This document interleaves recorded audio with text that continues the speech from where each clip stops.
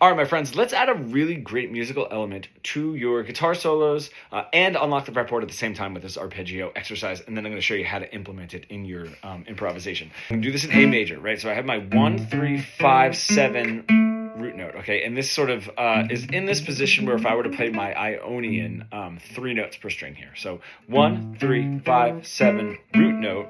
And then from here, I'm going to stretch up 3, 5, 7, 1, 3, 5, and that sort of takes me into this, right, sort of C shape of my A major. Now from there, when I'm on this 5, my 7, and then my root note way up here at the top. Okay, so that whole thing.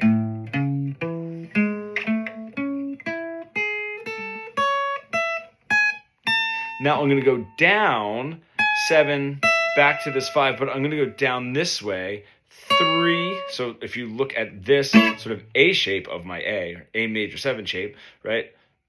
Root note 7, 5, 3, root note 7, 5, 3, root note 7, 5, 3, and I'm back to my root note. That is going to open up my whole fretboard. Now I can do the same thing for a dominant 7, right? Just flatting that 7. And I'm going to get the same thing up here. Root flat 7, flat 7. Okay, that's going to open up my fretboard. And I can do the same thing with A minor, just flat the 3 and flat the 7. Here we go. How am I going to use this while improvising? This didn't really hit me until I was doing a run of our Fretboard Fluency mentorship program. And somebody said, like, hey, how with these arpeggios, are you thinking them all the time or not really? What's the deal there?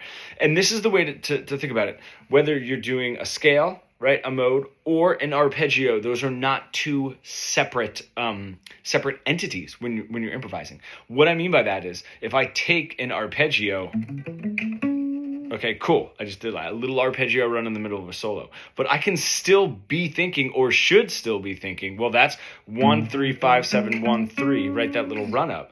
I can think the same exact thing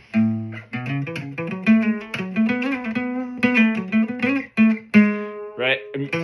Take it to Lydian if I want to, whatever. But I'm still thinking the arpeggio and the scale that I'm working with and the chord shapes that I'm working with all at the same time. And I'm never losing that because I'm unlocking the fretboard, right? As well as just implementing these musical concepts in my improvisation. If you're an intermediate guitar player stuck in that plateau and you want to bridge the gap between your creative ideas and what you are able to play, becoming fully fretboard fluent, comment pro below and we can get started.